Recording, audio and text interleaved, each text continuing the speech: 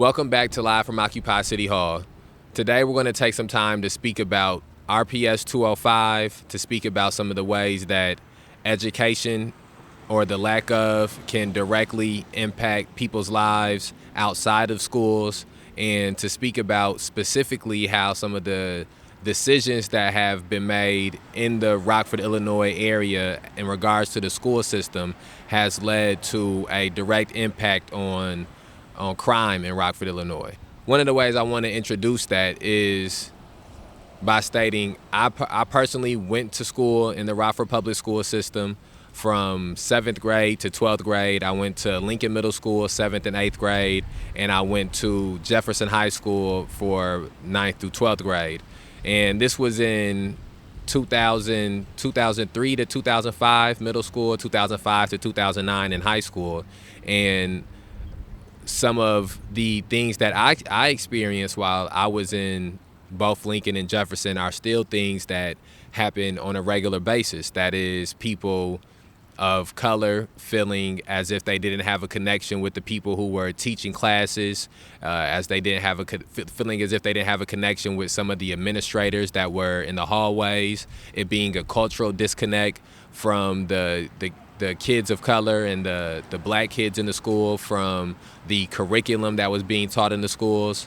I also can speak about times where both my middle school and high school went on lockdowns, not because of any active shooter drills, but because K-9s were being brought to the school to search for drugs in the lockers of kids. I can remember vividly in middle school and high school, kids being arrested for being in fights, kids in the midst of fights being slammed to the ground by police officers, choked by police officers, kids who not even at times in the middle of a fight, just maybe in the hallways or doing something that maybe an administrator didn't want them to be doing, dealing with some of that same type of physical intimidation and verbal intimidation at the hands of law enforcement. And it really, one of the things that it really does imprint onto you is an institutionalization process. A lot of the people I know, the first times that they were arrested and locked behind bars was from incidents that happened within the public school system in Rockford, Illinois. And with the recent video being released of Paris Moore being brutally assaulted by a Rockford police officer at Auburn High School, there has been a need to revisit the conversation about what the school to prison pipeline looks like in Rockford, Illinois, and what the experience of children of color and black children is like in the Rockford public school system. And so with that introduction, I'll pass it to Antar, and I'll ask you some of those same things. What is some of the experiences you remember from being in high school and being in just school in Rockford, Illinois, since you did attend school here, and what things do you see that you experienced or seen when you were in school here still manifesting and happening now? And then how do you think some of those things leads to police terrorism, or leads to mass incarceration, and leads to people going through that school to prison pipeline? And I'll let you introduce yourself too. Okay, Antar Baker, the May 30th Alliance.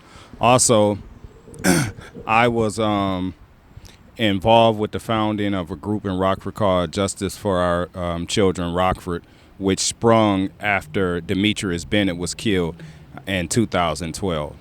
And so the things that I'm speaking is not just book learning or what have you, but is also, and we have some currently too. So, when I was in high school, just a little background, I had a father that was conscious, and a mother that was conscious. So it shielded me from certain things, but rather you would be considered educationally or financially middle class. When you're in a racist school system, it's still going to affect you negatively. And I think that's good for all parents to know, that even if your children, because you have a little bit of education and you can shield, your children are still going through making it to college and these things. And when I was in high school, I think the biggest, and I didn't, of course, I wasn't totally aware of this when I was going through school. But really, I think the biggest thing is how the school environment didn't tap into my intelligence at all. It was like and not just me, the masses of black children in the schools. That our intelligence and, like I said, the educational process was totally irrelevant from the subject matter, the way that the subjects were being taught, the way the school environment existed.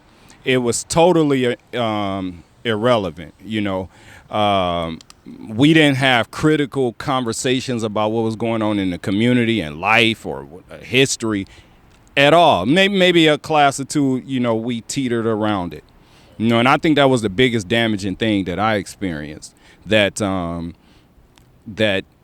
it wasn't until I went to college that I heard, professors starting to say, you really have, a gift for this, or you really, I really, your writing and your thoughts and those type of things did not start taking place until college.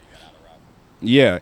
But at any rate, when you go and you think these things are your fault, and I think that's reflective in the urban music that we hear. It's reflective in urban warfare.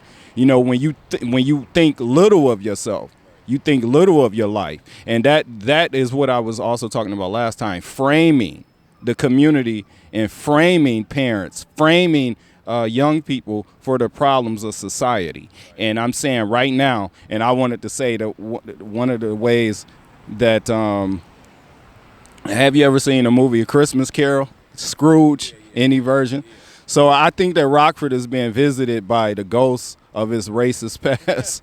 And this is dealing with the first ghost, who would be Jacob Marley. I said that it would be Germanicus Kent, who was actually a slave owner. He brought a slave into Illinois. I was trying to figure out if he did that illegally or if it was within the law. But anyway, maybe that's Jacob Marley. But one of my favorite lines in that movie is when Jacob Marley's ghost came to visit Scrooge, who was all about business. Everything was about business. And to put that in context, that was doing colonialism and slavery, that the original, So he was probably selling slaves in the commodities. But anyway, so the Jacob Marley was telling Scrooge this, that, and the other, and Scrooge was like, but we were good in business. And the ghost said, business? Humanity is your business. And it's like, that's what Rockford is faced with now. The mayor's statement was a Scrooge statement. He basically said that he's going to toe the line that will help lower the property taxes and business taxes for people. And so the ghost, the situation, and he has said it before. So the situation appears more, and these things is a ghost coming to visit Rockford for his racist past, and people who care is one of them things you will have to take the mayor back to see, or take the city government back to see. The 1969 situation in the schools, the situation that happened at Lewis Lemon. I forgot how that related to your question, though. But no, because I was asking how do you think that some of those that disconnect that you was talking about not having here, how all of those things carry over. And I think, like you said, that one of the main ways it does carry over is a sort of a self-hating thing that begins to develop, or a blaming thing that begins to develop, especially because in this country, when you go to school, one of the main things they teach you is about American exceptionalism, and about how if you try hard enough, you can be whatever it is you want to be, and if you don't become those things, it's because you didn't try hard enough or you didn't apply yourself enough. And it's not a yeah, that's true. And it's not until you take the time to actually look and you see that the majority of people who are born in the upper class die in the upper class. The majority of people born in the middle class die in middle class. Majority of people born in working class and in poor communities, they die working class and in poor communities. And that's something that happens by design, and so one of the only ways to maintain that type of design is if the people who are being held back feel as if it's something that they've done to hold themselves back. And if the people who accomplish something feels as if it's something that they did specifically or personally to accomplish these things.